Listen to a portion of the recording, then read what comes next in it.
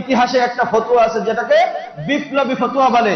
বিপ্লবী ফতোয়া উলামায়ে কেরাম দিয়েছেন। তিনি বলছিলেন, हर एक मुसलमान को इस इनकलाब में शरीक होना पड़ेगा। अगर कोई एक मुसलमान इस इनकलाब में शरीक नहीं हुआ तो वो काफिर, वो काफिर, वो काफिर। মৃত লাশকে পাশে নিয়ে সন্তান ঘুমায় আছে। যখন সুবহ সাদিক হয়ে গেল, সুবহ সাদিক হওয়ার পরে যখন সন্তানের ছেলেটির ঘুম ভাঙলো, ঘুম ভেঙে উঠে দেখে তার পাশে তার বাবা বসে আছে। আসসালামু আলাইকুম ওয়া রাহমাতুল্লাহি ওয়া বারাকাতুহু।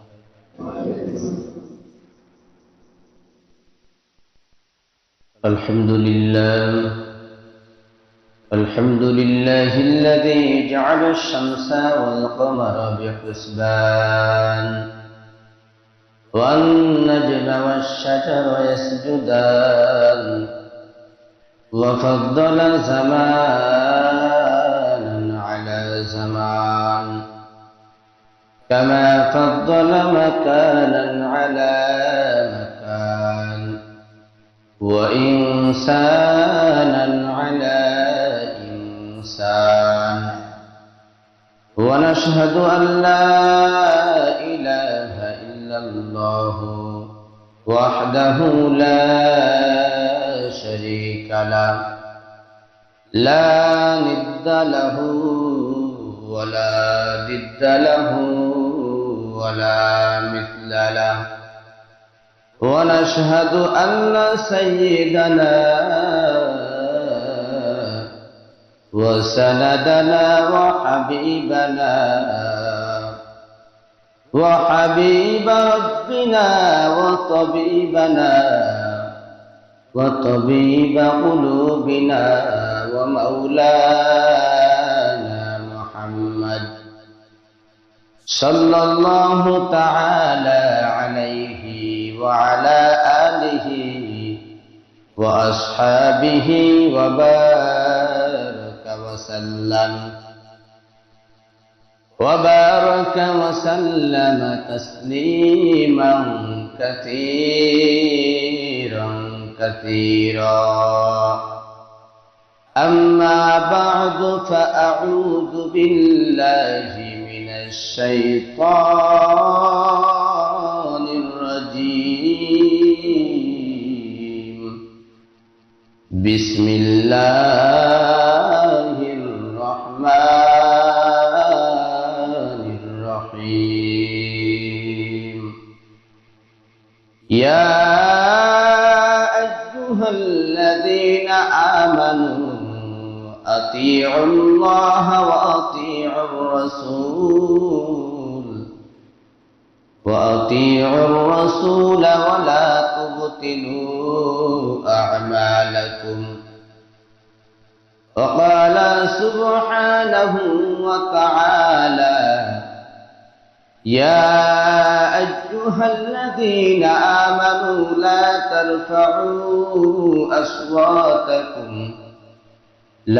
ترفعوا أصواتكم فوق صوت النبي ولا تجهروا له بالقول كجهر بعضكم لبعض أن تحبط أعمالكم وأنتم لا تشعرون وقال سبحانه وتعالى في شان حبيبه إن الله وملائكته يصلون على النبي يا أيها الذين آمنوا صلوا عليه وسلموا تسليما اللهم صل على محمد وعلى آل محمد كما صليت على إبراهيم وعلى آل إبراهيم إنك حميد مجيد اللهم بارك على محمد وعلى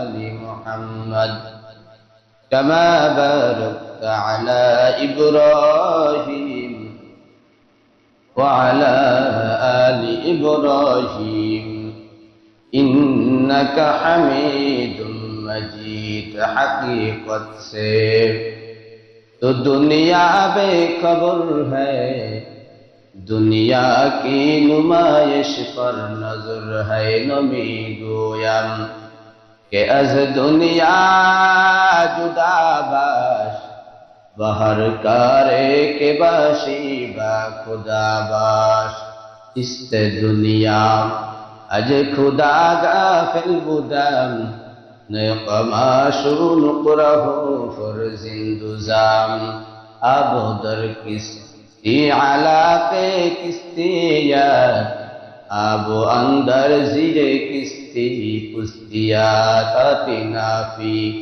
दारे दुनिया ना हसन आतिनाफी दारे उक़बा ना हसन औलियारा कारे उक़बा इख्तियार जाहिलारा करे दुनिया इख्तियार मैले मुमिन सुये मुमिन मिशावाद मैले काफिर सुये काफिर मिशावाद सुब्हानक ला इल्म लना इल्ला मा अल्लमतना इन्नका अंतल अलीमुल हकीम अल्लाहुम्मा सल्लि अला محمد في الأرواح وعلى جسد محمد في الأجساد وعلى قلب محمد في القلوب وعلى قبر محمد في القبور আলহামদুলিল্লাহ মহান রব্বুল আলামিনের দরবারে কোটি কোটি শুকরিয়া জ্ঞাপন করি যে রব্বুল আলামিন যে রব্বুল ইজ্জত আমাদেরকে মহব্বত করে ভালোবেসে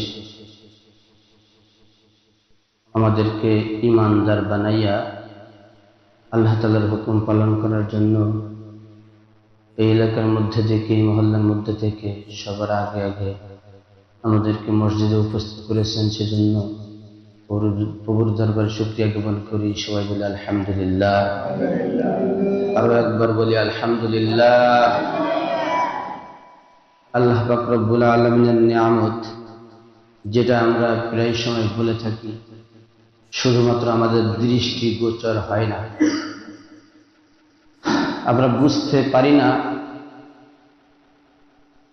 আমাদের কান দিয়ে আমরা উপলব্ধি করতে পারি না, চোখ দিয়ে দেখতে পারি না, আর মেধা শক্তি দিয়ে আমরা সেই জিনিসটা অনুধাবন করতে পারি না। যে কারণে আমরা বুঝি না আল্লাহ তাআলা আমাদেরকে কিভাবে প্রতিটা মুহূর্ত নিয়ামত দিয়ে ঘিরে রেখেছেন। দুনিয়ার মধ্যে এমন অনেক কিছু আমাদের সামনে রয়েছে, আমাদের না জানার কারণে আমরা বুঝি না যে এটা আল্লাহ তাআলার পক্ষ থেকে কত বড় নিয়ামত।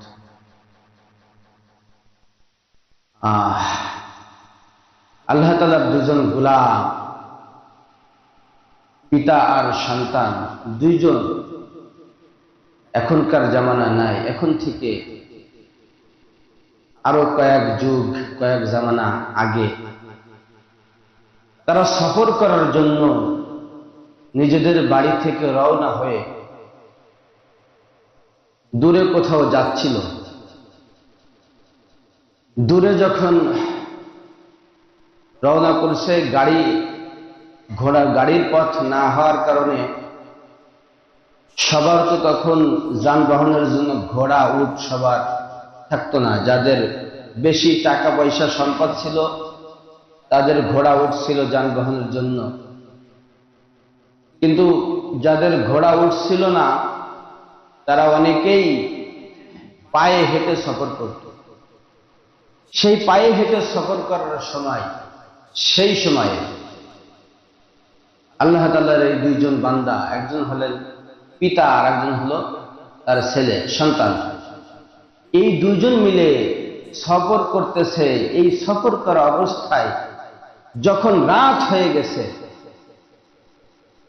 যখন রাত হয়ে গেল, রাত হওয়ার পরে তারা চিন্তা করলো যে একটা জায়গায় আমাদের বিশ্রাম নিতে হবে। সন্ধ্যার পরে দুজনই মুসলমান ছিল, তারা চিন্তা করলো আমাদের একটা জায়গায় এই সফর স্থগিত করতে হবে। তো ঠিক সিদ্ধান্ত অনুযায়ী তারা একটা জায়গা বেছে নিল। তো তখনকার সময়ে এখনকার মতো উন্নতি আর অগ্রগতি ছিল না, এরকম প্রযুক্তি ছিল না। তো সেই জন্য তারা যেখানে যে একটা মোটামুটি একটা কার্পেট চাদর মতো সেখানে বিছায়ে সেখানে তারা রাত্রি যাপন করার সিদ্ধান্ত নিল। যখন রাত্রি যাপন করার সিদ্ধান্ত নিল, রাত কিছুটা গভীর হওয়ার পরে এই যে দুজন সেখানে শুয়েছিল, হয়তো ঘুম ঘুম চোখ, হয়তো কিছুটা ঘুম অথবা কিছুটা জাগ্রত অবস্থায় আছে। এই মুহূর্তে এই যে দুজন ছিল, দুজনের মধ্যে যিনি পিতা, এই পিতাকে একটা সাপে এসে সবল মারল, তাকে দংশন করলো। তো দংশন করার কিছুক্ষণ পরে যখন সে তার সন্তান বিষয়টা বুঝতে পারলো, বুঝতে পারার পরে সে চিন্তা করতেছে এখন আর কি করা, কোন দিকে যাব, আশপাশে কোনো লোকজন নাই, কার কাছ থেকে সহযোগিতা নিবে, আবার ওদিকে গভীর রাত। কিছুক্ষণ বাবার পাশে বসে কান্নাকাটি করতে করতে একটা সময় তার মনে হলো তারা যে দুইজন সফর ছিল, মুসাফির ছিল, তাদের মধ্যে যে পিতা ছিলেন সাপের দংশনে কিছুক্ষণ আগে তিনি মারা গেছেন। সন্তান বুঝতে পারল আমার বাবা আর দুনিয়াতে নাই, আমার বাবা সাপের দংশনে মারা গিয়েছেন, কিচ্ছু করার নাই, সহযোগিতা করার কোনো লোক নাই। এইরকম অবস্থায় পিতাকে রেখেও চলে যেতে পারে না। এই অবস্থায় পিতাকে পাশে রেখে সে চিন্তা করলো কি আর করার, রাত শেষ হওয়ার জন্য অপেক্ষা করি, যখন সুবহে সাদিক হবে, যদি কোনো লোকজন পাই, সেই লোকের সহযোগিতা নিয়ে বাপকে কাফন পরাইয়া, গোসল দিয়া কাফন পরাইয়া বাবাকে দাফন করে আমি আমার গন্তব্যের দিকে রওনা করব। ছেলেটি কান্না করতে করতে একটা সময় ঘুমায় গেল। এদিকে তার পাশে তার বাবার মৃত লাশকে পাশে নিয়ে সন্তান ঘুমায় আছে। যখন সুবহে সাদিক হয়ে গেল, সুবহে সাদিক হওয়ার পরে যখন সন্তানের ছেলেটির ঘুম ভাঙল, ঘুম ভেঙে উঠে দেখে তার পাশে তার বাবা বসে আছে। তার পাশে তার বাবা বসে আছে, এই না বাবাকে মৃত রেখে সে ঘুমালো, বাবা তার পাশে বসা। আশ্চর্য হয়ে গেল, কৌতূহল হয়ে বাবার কাছে জিজ্ঞাসা করে, বাবা তুমি না মারা গেলে, তুমি আবার কিভাবে জীবিত হয়ে গেলে? বাবাও জানে না সে মারা গিয়েছিল। আসলে তো মারা যায়নি। আসলে কি মারা গেছে নাকি? মারা গেলে কি আবার জীবিত হয় নাকি? আসলে মারা যায় নাই। বিষক্রিয়ায় যখন তাকে সাপে দংশন করেছিল, সাপের দংশনে বিষক্রিয়ায় সে অজ্ঞান হয়ে গিয়েছিল। আর এই বেহুশ হওয়াটাকে, এই অচেতন হওয়াটাকে সন্তান মনে করেছে আমার বাবা বুঝি দুনিয়ার থেকে বিদায় নিয়েছে, সেজন্য কান্নাকাটি করে সে এক পর্যায়ে ঘুমায় গেছে। ঘুম থেকে উঠে যখন দেখে বাবা তার পাশে বসা, বাবার দিকে তাকায় দেখে বাবার গায়ে হাজার হাজার মশা, হাজার হাজার মশা। তার আর বুঝতে বাকি রইল না এই বিষের যে যন্ত্রণা হচ্ছিল সাপে দংশন করার কারণে, শরীরের মধ্যে যেই বিষ ঢুকেছিল হাজার হাজার মশাই দংশন করার কারণে, মশাই কামড়ানোর কারণে, মশাই রক্তটা চুষে নেওয়ার কারণে সাপের যে বিষ সারা শরীরে ঢুকেছিল সব জায়গা থেকে এই বিষটা রক্তের সাথে মশার শরীরে চলে গেছে। এ বন্ধুরা আমার, ভাইয়েরা আমার, আমরা চিন্তা করতে পারি না, বুঝতে পারি না আল্লাহ তাআলার কোন জিনিস আমাদের কোন উপকারে আসে।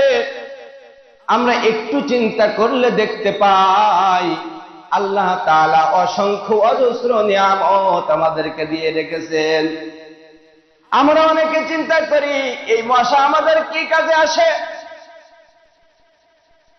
কিন্তু আল্লাহ তাআলা যখন সৃষ্টি করেছেন তখন দুনিয়ার কোন প্রাণী নয়, শুধুমাত্র দুনিয়ায় যা কিছু সৃষ্টি করেছেন প্রত্যেকটা জিনিস বিশেষ বিশেষ কাজের জন্য, বড় বড় কাজের জন্য সৃষ্টি করে রেখেছেন। আপনারা অবাক হয়ে যাবেন জানলে শুনলে। আমরা মনে করি সাপ যে চলাফেরা করে সাপ আমাদের কোনো কাজে আসে না। এই বৈজ্ঞানিকদের কাছে খোঁজ নিয়ে দেখেন সাপের যে বিষটা হয় এই বিষ থেকে কোটি কোটি টাকার ঔষধ তৈরি হয়। জানেন কি আপনারা? সাপের বিষ থেকে কোটি কোটি টাকার ঔষধ তৈরি হয়। দুনিয়াতে এমন অনেক রোগ আছে যেই রোগের ঔষধ অনেক বেশি দামি, সেই দামি ঔষধ এমন বিশেষ বিশেষ জিনিস থেকে তৈরি হয় যেগুলো আমরা ধারণা কল্পনাও করতে পারি না। এরকম অনেক। সম্মানিত ভাইরা আমার, আল্লাহ তাআলা এরকম ভাবে অনেক নিয়ামত আমাদেরকে দিয়ে রেখেছেন। আমরা যখন অনেক জায়গায় সফরে গেলে দেখতে পাই বিভিন্ন জায়গায় দুনিয়ার মধ্যে বড় বড় পাহাড়, এত বড় পাহাড় যে পাহাড়ের উপরে দাঁড়ালে নিচের মানুষগুলোকে পিপিলিকার মতো মনে হয়। এত উঁচু পাহাড়, এত বড় পাহাড়, আমরা মনে করি এই পাহাড়টা এটা কেন আল্লাহ ওয়াজাতা তৈরি করে রেখেছেন। বন্ধুরা আমার, এই পাহাড়টা যদি আল্লাহ তাআলা এই জমিনের উপর স্থাপন না করতেন তাহলে মাঝে মধ্যে যেই বড় বড় প্লাবনগুলো হয়, বড় বড় ঢেউ হয়, এই দুনিয়াটাকে আল্লাহ তাআলা 4 ভাগের মধ্যে 3 ভাগ পানি দিয়ে ভরে রেখেছেন, একটা ভাগে শুধুমাত্র মাটি। এই মাটিটা পানির উপরে ভাসতেছে, যখন বড় বড় ঢেউ হয় তখন এই পানিটা পানির উপরে এই পৃথিবীটা দোল খায়। আর যদি ওই পাহাড়টা ওখানে স্থাপন করা না হতো তাহলে এই দুনিয়াটা উলট পালট হয়ে যাইত। দুনিয়াকে স্থির রাখার জন্য পেরেক হিসেবে আল্লাহ তাআলা এই পাহাড়কে দুনিয়ায় সৃষ্টি করে রেখেছেন, ওখানে স্থাপন করে রেখেছেন।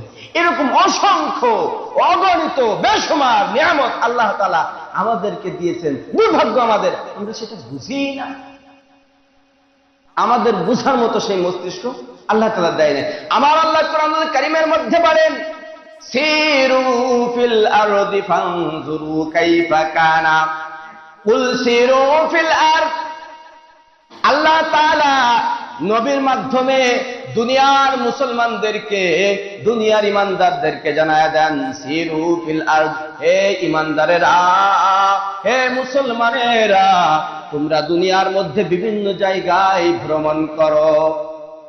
এই ভ্রমণের কথা শুনলে আবার আর একটা কথা মনে হয়, আমাদের বাংলাদেশের যে ভ্রমণ, বিভিন্ন জায়গায় এই শিক্ষা সফরের নামে সফর হয়, আল্লাহ তাআলা হেফাজত করেন।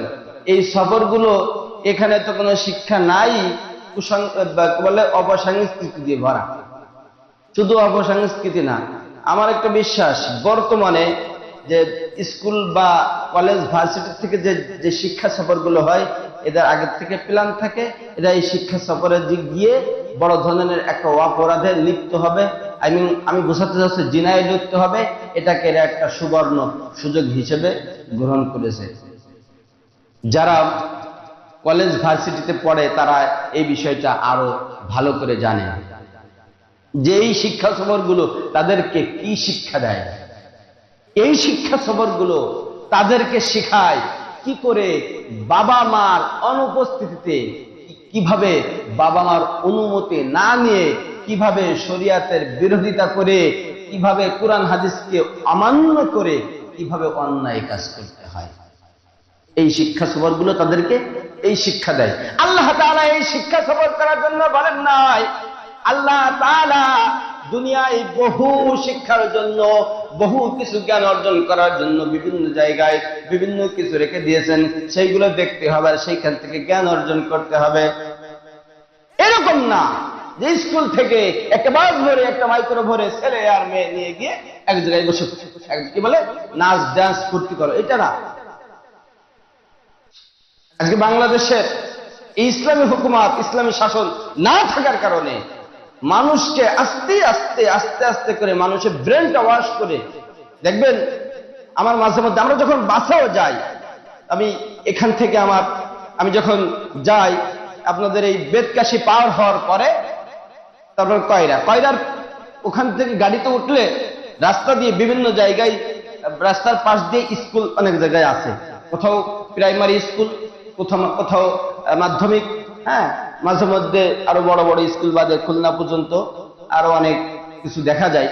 তো প্রায় জায়গায় দেখা যায় যে একটা মেয়ে, তার 13-14 বছর বয়স, 13-14 বছর বয়স যখন হয়ে যায় সেই মেয়েটা বালেগ হয়ে যায় কিনা, বালেগ হয় কিনা, হয়। এইরকম মেয়েরা মাঠের মধ্যে ছেলেদের সাথে খেলাধুলা করতেছে, খেলাধুলা করতে। শুধু তাই নয়, তারা এটা সাংস্কৃতির নামে, এটা ক্রীড়া প্রতিযোগিতার নামে তারা একটা স্কুলের মেয়েদেরকে অন্য স্কুলের মেয়েদের সাথে প্রতিযোগিতা দেওয়ার জন্য আরেক জায়গায় পাঠায়, আর সেইখানে মাঠের মধ্যে তারা এইভাবে মেয়েদেরকে নাচায়, আর তারা তাদের চক্ষুর শীতলতা অর্জন করে, চক্ষে শীতল করে। আর আমাদের এই যে অভিভাবক, মূর্খ অভিভাবক, মূর্খ না, এ মূর্খ হলো শিক্ষার মূর্খ না, এটা কিসের মূর্খ না? শিক্ষার মূর্খ না। শিক্ষা আছে, কিন্তু তার মধ্যে সেই জ্ঞানটুকু নাই যে আমার একটা মেয়ে যাকে পর্দার সাথে রাখা আমার উপর আল্লাহ তাআলা ফরজ করে দিয়েছেন, সেটাকে আমি অমান্য করে আমার এই মেয়েটাকে আমি মাঠের মধ্যে ছেড়ে দিয়েছি। আমার টিচার আমার মেয়েকে নিয়ে অন্য জায়গায় চলে যাচ্ছে, সেখানে গিয়ে আমার মেয়েকে মাঠের মধ্যে নাচাচ্ছে, তার শরীরের বিভিন্ন অঙ্গভঙ্গি এরা দেখে তাকে চক্ষুর শীতলতা অর্জন করতেছে, তাদের নিজেদের চোখ শীতল করতেছে। নাউজুবিল্লাহ। আল্লাহ তাআলার কাছে দোয়া করি, আল্লাহ তাআলা যেন আমাদের এই দেশটা ইসলামী শাসন ব্যবস্থা প্রতিষ্ঠা করার তৌফিক দেন। যদি ইসলামী শাসন আমাদের দেশে আসে, দেখবেন এগুলো একেবারে চিরতরেই শেষ হয়ে যাবে। এরকম কোন মেয়েকে আর এইভাবে, অনেক বাবা মা জানেও না, এইভাবে তাদেরকে নিয়ে যায়, তাদেরকে মাঠের মধ্যে খেলাধুলা করে। আরো কত কিছু, আমরা তো হুজুর মানুষ, সবকিছু আমাদের চোখে তো আসে না, সবকিছু আমরা জানি না। তো আল্লাহ তাআলা এই শিক্ষার কথা বলেন নাই, বলতেছিলাম সফর করার জন্য। এই শিক্ষা সফর না, আল্লাহ তাআলা বলছেন যে দুনিয়াতে তোমরা বিভিন্ন জায়গায় ঘোরো, দেখো পাহাড় থেকে পাহাড় ফেটে কিভাবে ঝর্ণা প্রবাহিত হয়। তুমি দেখো পাহাড় ফেটে কিভাবে পানি বের হচ্ছে, যেটাকে আমরা ঝর্ণা বলি। তুমি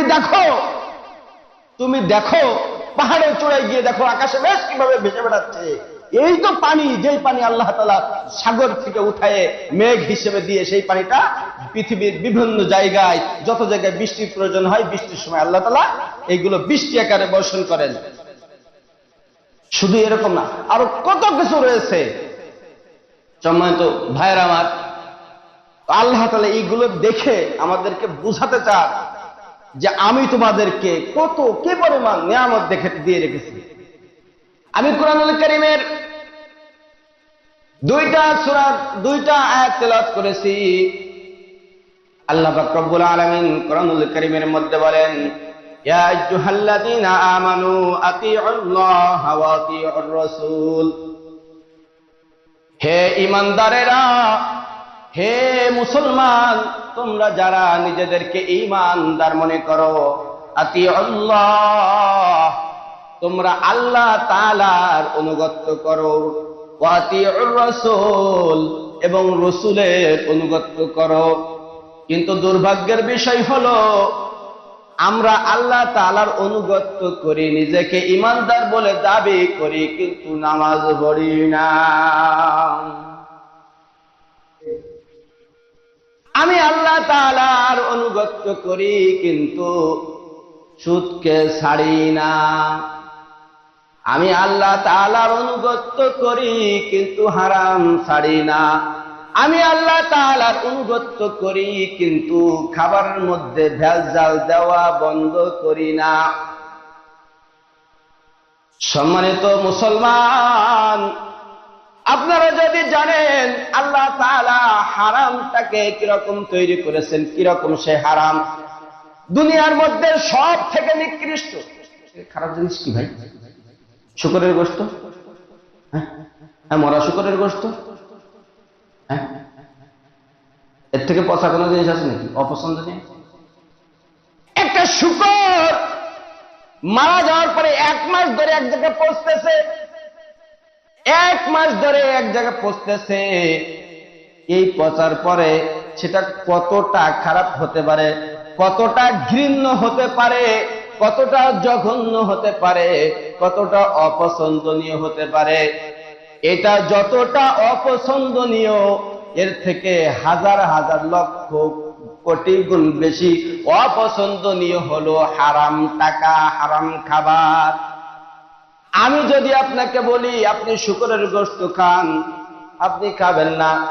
আমি যদি বলি একটা শুকর মারা গেছে, 1 মাস হয়ে পচতেছে, এটাকে খান, আপনি খাবেন না। এটা আপনার কাছে যত অপছন্দনীয়, তার থেকে হারাম খাবারটা আল্লাহ তাআলার কাছে আরো লক্ষ কোটি গুণ বেশি অপছন্দনীয়। ভাইরা আমার, আমি যদি আপনাদেরকে বুঝাতে পারি, যদি বুঝে থাকেন আর যদি মনে করেন যে আমি আল্লাহ তাআলার অনুগত্য করি, তাহলে এই যত হারাম আছে সমস্ত হারাম কাজ, হারাম খাবার ছেড়ে দিতে হবে। আর যদি ছাড়তে না পারেন তাহলে আল্লাহ তাআলার কাছে জবাব দিতে হবে। কিরকম জবাব? আল্লাহ তাআলা বলেন যুকু আযাবাল হারিক। আল্লাহ তাআলা বলেন জাহান্নামীদেরকে বলা হবে যুকু যুকু, তোমরা খাবার খাও, আস্বাদন করো, আযাবাল হারিক, কঠিন যন্ত্রণাদায়ক শাস্তি। শাস্তি তোমরা কি করো? উপভোগ করো, যন্ত্রণাদায়ক শাস্তি। সুতরাং আল্লাহ তাআলা মজাক করে বলেন ওয়াল্লাযিনা ইয়াকনিজুনা আয-যাহাবা ওয়াল ফিদ্দাতা ওয়া লা ইউনফিকুনাহা ফী সাবিলিল্লাহ ফাবাশশিরহুম বিআযাবিন আলীম। ফাবাশশিরহুম, আল্লাহ রাসূলকে ডাক দিয়ে বলেন, ও পয়গম্বর, ফাবাশশিরহুম, তাদেরকে আপনি সুসংবাদ দেন, বিআযাবিন আলীম, যন্ত্রণাদায়ক শাস্তি। এই যন্ত্রণাদায়ক শাস্তির কখনো সুসংবাদ হয় নাকি? যন্ত্রণাদায়ক শাস্তির কখনো সুসংবাদ হয় না। কিন্তু আল্লাহ তাআলা এই সমস্ত মানুষদেরকে, এই সমস্ত প্রাণীদেরকে, যারা নিজেদেরকে ঈমানদার বলে, নিজেদেরকে মুসলমান বলে, নিজেদেরকে মানুষ মনে করে, আল্লাহ তাআলা বলেন যে তুমি এই সমস্ত মানুষদেরকে সুসংবাদ দাও আযাবিন আলীম, যন্ত্রণাদায়ক শাস্তির। আল্লাহ তাআলা মস্করা করতেছে। আল্লাহ তাআলা কি করেন? হ্যাঁ, তোমরা যেমন আল্লাহ তাআলার হুকুমকে নিয়ে ঠাট্টা বিদ্রুপ করো, আল্লাহ তাআলাও বলতেছে তাদেরকে তুমি সুসংবাদ দাও, তাদের জন্য যন্ত্রণাদায়ক শাস্তির সুসংবাদ তুমি তাদেরকে দিয়ে দাও। আল্লাহ তাআলা কোরআনের মধ্যে বলেন ইয়া আইয়ুহাল্লাযীনা আমানু লা তারফাউ আসওয়াতাকুম ফাওকা সাওতিন নবী। আল্লাহ তাআলা বলেন লা তারফাউ আসওয়াতাকুম, আপনাদের আওয়াজ যেন আসওয়াতাকুম ফাওকা সাওতিন নবী, নবীদের আওয়াজের থেকে উঁচু না হয়। আপনাদের আওয়াজ যেন নবীর আওয়াজ থেকে উঁচু না হয়। এটা কি আল্লাহ রাসূলকে বললেন নাকি? আল্লাহ না, না, না।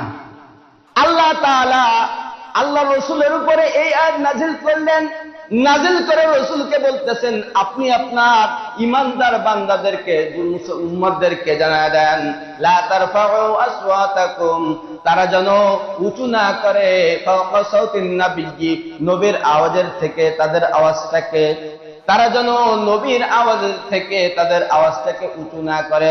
তাফসীরে মারিফুল কোরআনের মধ্যে বলেন, আল্লাহ মুফাসসিরিনে কিরাম বলেন, একদা আল্লাহ রাসূল সাল্লাল্লাহু আলাইহি ওয়াসাল্লাম, আবু বকর সিদ্দিক আরো কয়েকজন সাহাবী রাস্তা দিয়ে হেঁটে যাচ্ছিলেন।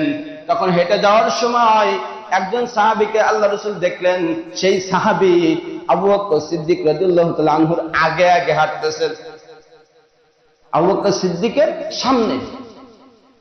আল্লাহ রাসূল সেই সাহাবীকে ডাক দিয়ে বলেন, ও আমার সাহাবী, তুমি কি জানো না আল্লাহ তাআলা এই আয়াত নাযিল করেছেন, এই আয়াতের দ্বারা শুধুমাত্র নবীকে উদ্দেশ্য নয়, তোমাদের তুলনায় তোমাদের মাঝে তোমাদের মধ্যে শ্রেষ্ঠ যিনি, তোমাদের থেকে জ্ঞানে গুণে বড় যিনি, তোমাদের মধ্যে আলেম যিনি, তোমাদের নেতা যিনি, তোমাদের মধ্যে যিনি জ্ঞান গরিমায় তোমাদের থেকে উপরে, তাকেও ঠিক সেই পরিমাণ সম্মান দেওয়ার জন্য বলা হয়েছে। তোমরা যদি এরকম না করতে পারো আন তাহবাতা আমালুকুম,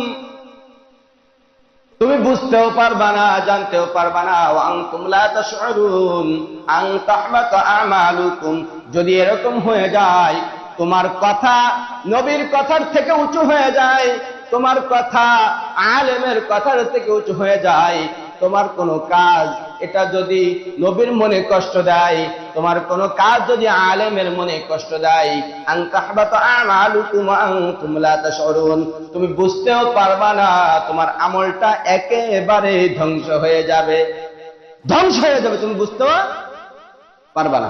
অনেক সময় দেখবেন ব্যাংকে টাকা রেখে এসেছেন, কয়েক মাস পরে খবর নিয়ে দেখেন টাকা তো আমি রেখে এসেছিলাম, যে কোনো কারণে হোক, কেউ চুরি করে নিয়ে যায় হোক, যেমন হোক তেমন হোক আমি রেখেছিলাম, কিন্তু এখন গিয়ে দেখি আমার ব্যালেন্স জিরো।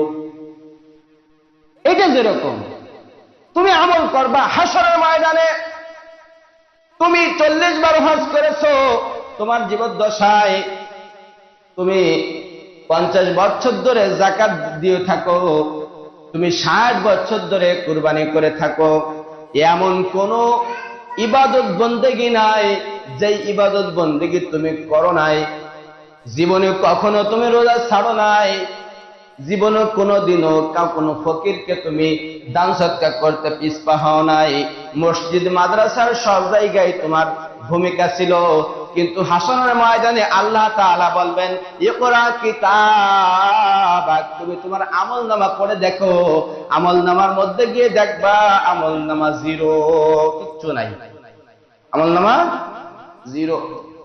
কারণ হলো তোমার জীবদ্দশায় তুমি যত আমল করেছো, আল্লাহ তাআলার এই আয়াতের বর্ণনা অনুযায়ী কোন না কোন সময় ইসলামের বিরুদ্ধে হয়তো ভূমিকা নিয়েছিলে, অথবা কোন আলেমের বিরুদ্ধে ভূমিকা নিয়েছিলে, অথবা কোন আলেমকে কটু কথা বলেছিলে, সেই কারণে আন তাহবাতা আমালুকুম ওয়া আনতুম লা তাশউরুন, সেই কারণে তোমার আমলটা একেবারে নষ্ট হয়ে গেছে, তুমি বুঝতে পারো নাই।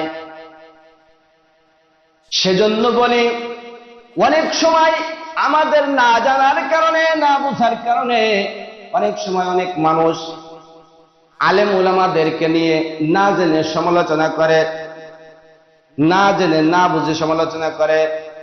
কয়েকদিন আগে একজন ব্যক্তি বলতেছিলেন যে আসলে মামুনুল হক যদি এই মেয়ে নিয়ে এই অপকর্মটা না করত, তাহলে কি সাংবাদিকরা তাকে এভাবে পাকড়াও করতো নাকি?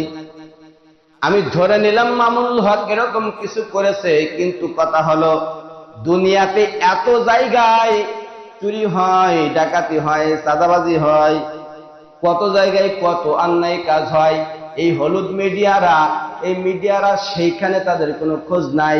তারা রাত 12টার সময়, রাত 10:30টার পরে মামুনুল হক কোন জায়গায় গিয়েছে সেই খোঁজ তারা কোথা থেকে পায়? এত অন্যায় হচ্ছে দুনিয়া বইরে। বাংলাদেশের ওই সময় প্রতিনিয়ত জুলুম অত্যাচার তো চলতেই ছিল। অসংখ্য আলেমকে অন্যায় ভাবে গুম করে ফেলতেছে। এই কথা বলছে, কালকে তার খোঁজ নাই। এই কথা বলছে, কালকে সে জেলে। এই কথা বলছে, তারপরে একটা লাশ পাওয়া গেছে ওই ভাটার মধ্যে। সেই খোঁজ এনাদের কাছে নাই। এদের খোঁজ হলো কোন জায়গায় কোন আলেম কি একটা করেছে সেটা নিয়ে।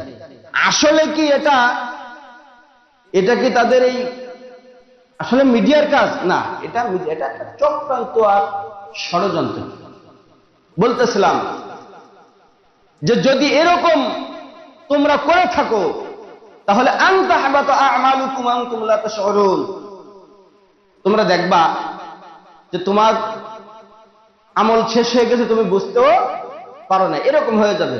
দেখবেন বিভিন্ন সময় একটা বিষয় আলোচনা হয়েছে, হওয়ার পর এইটা নিয়ে ওই মসজিদের ইমাম সাহেবকে নিয়ে বা মাদ্রাসার হুজুরকে নিয়ে বা ওই অঞ্চলের কোনো আলেম যদি থাকে, চায়ের দোকানে এখানে সেখানে ওখানে সেখানে বিভিন্ন রকম সমালোচনা হয়।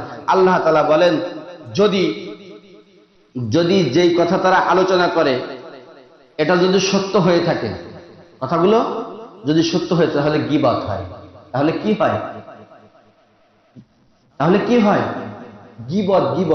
একজন একটা অন্যায় করছে, এই অন্যায় এই কথাটা মানুষের মাঝে গিয়ে তাকে আরো অপমান করার জন্য, লাঞ্ছিত করার জন্য মানুষের কাছে গিয়ে বিষয়টা ছড়াচ্ছে, তাহলে এর দ্বারা কি হয়?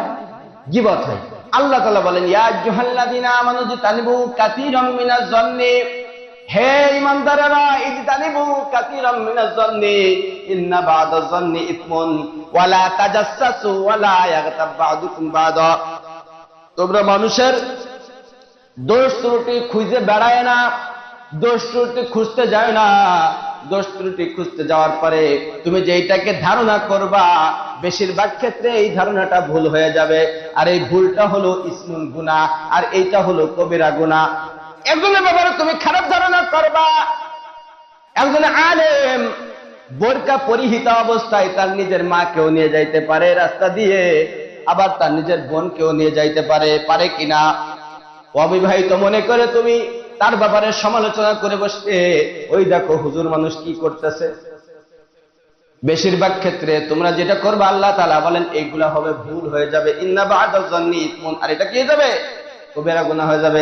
আল্লাহ তাআলা বলেন, ওয়ালা তাজাসসাসু ওয়ালা ইয়াগতাব বা'দুকুম বা'দা, এটা যদি সত্য হয়ে থাকে তাহলে এটা হয়ে যাবে গীবত। আইয়ুহিব্বু আহাদুকুম আইয়াকুলা লাহমা আখি, আর এটা যদি সত্য হয়, যদি সেটা গীবত হয়ে যায় তাহলে এই গীবতটা হলো এরকম, আইয়ুহিব্বু আহাদুকুম আইয়াকুলা লাহমা আখি, আইয়ুহিব্বু আহাদুকুম, তোমাদের মধ্যে এমন কেউ আছে, আইয়াকুলা লাহমা আখি, সে তার মৃত ভাইয়ের গোশত খাওয়াকে পছন্দ করবে নাকি? তার একজন ভাই সে মারা গেছে, মারা যাওয়ার পরে তার গোশত খাওয়া, এটাকে সে পছন্দ করবে নাকি? পছন্দ করবে না। করবে না কিন্তু মানুষের গোশত খাওয়া কি পছন্দ করবে? তার উপরে নিজের ভাই, তাও আবার মৃত। এইটা যেরকম অপছন্দনীয়, আইয়ুহিব্বু আহাদুকুম আইয়াহমিলা লাহমা আখিহি মাইতান ফাকারিহতুমু ওয়াত্তাকুল্লাহ। তারপরে আল্লাহ তাআলা বলে, ওয়াত্তাকুল্লাহ, তোমরা আল্লাহ তাআলাকে ভয় করো। ইন্নাল্লাহা তাওয়াবুর রহিম, আল্লাহ তাআলা নিশ্চয় যদি তোমরা করে থাকো, ইন্নাল্লাহা তাওয়াবুর রহিম, আল্লাহ তাআলা তাওবা কবুলকারী এবং দয়ালু। তোমরা যদি এরকম করে থাকো তাহলে আল্লাহ তাআলার কাছে কি করে নাও? তওবা করে নাও। বিষয়টা হলো, আমি ইতিপূর্বে বলেছি, দেখবেন যে মসজিদের হোক মাদ্রাসার হোক, যে উলামায়ে কেরাম তাদের দুনিয়াতে কি পরিমাণ ভূমিকা বর্তমানেও সব জায়গায়। যখন মানুষ আর কোনো দিশা খুঁজে পাচ্ছিল না, সেই মুহূর্তেও উলামায়ে কিরাম ঠিকই মানুষদেরকে সঠিক পথ দেখানোর জন্য তারা অটল অবিচল ছিল কিনা? ছিল। আপনারা খোঁজ নিয়ে দেখেন, বাংলাদেশের রাজনৈতিক হোক আর অরাজনৈতিক হোক, সব থেকে বেশি কারাবরণ করছে উলামায়ে কিরাম। কি বলেন আপনারা? সব থেকে বেশি কারাবরণ করছে উলামায়ে কিরাম। আমরা যাদেরকে চিনি শুধু তাদেরকে জানি। আমরা দেলোয়ার সাইদি রহমতুল্লাহ আলাইহিকে চিনি, আর দেলোয়ার সাইদি সহ উনার আগেও গ্রেফতার হয়েছে, উনার পরেও গ্রেফতার হয়েছে। আল্লাহ তাআলা তাকে জান্নাতবাসী করেন, তিনি মারা গেছেন। কিন্তু তিনি মারা যাওয়ার পরেও অসংখ্য উলামায়ে কেরাম তারা কারাবদ্ধ ছিলেন। আমরা নাম জানি না, তাই প্রখ্যাত আলেমে দ্বীন মাওলানা মুফতি জসিমউদ্দিন রহমানী, এই জসিমউদ্দিন রহমানীকে তারা প্রায় 12টা বছর কম বেশি হবে তাকে বিনা বিচারে, তার অপরাধ ছিল আপনারা জানেন ব্লগারদের বিরুদ্ধে একটা সময় এই আল্লাহ রসুলের নামে আরো বিভিন্ন বিষয় নিয়ে আলোচনা করেছিল, কটূক্তি করেছিল ব্লগার রাজীব। স্মরণ আছে আপনাদের? বাংলাদেশের মানুষ তো আজকের কথা কালকে মনে থাকে না।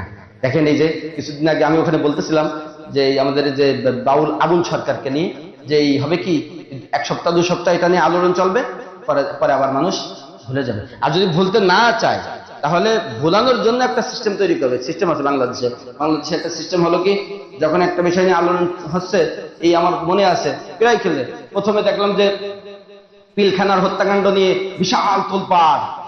হ্যাঁ, হঠাৎ করে শোনা গেল কি যে বাংলা কথার কথা শব্দটা সঠিক না, মানে উদাহরণের জন্য বলতেছি, হঠাৎ করে শোনা গেল কি বাংলাদেশের স্বর্ণ ব্যাংকে আগুন লেগে স্বর্ণ সব শেষ। এখন ওটা সব ভুলে গেছে মানুষ, এখন ওই পিলখানার হত্যাকাণ্ড ভুলে গেছে। আবার এখন স্বর্ণ ব্যাংকে আগুন লেগে স্বর্ণ সব পুড়ে শেষ, তাহলে স্বর্ণ গেল কোথায়? এরপরে জানা গেল কি স্বর্ণ সব পুড়ে সাদা হয়ে গেছে, স্বর্ণ সব পুড়ে কি হয়ে গেছে?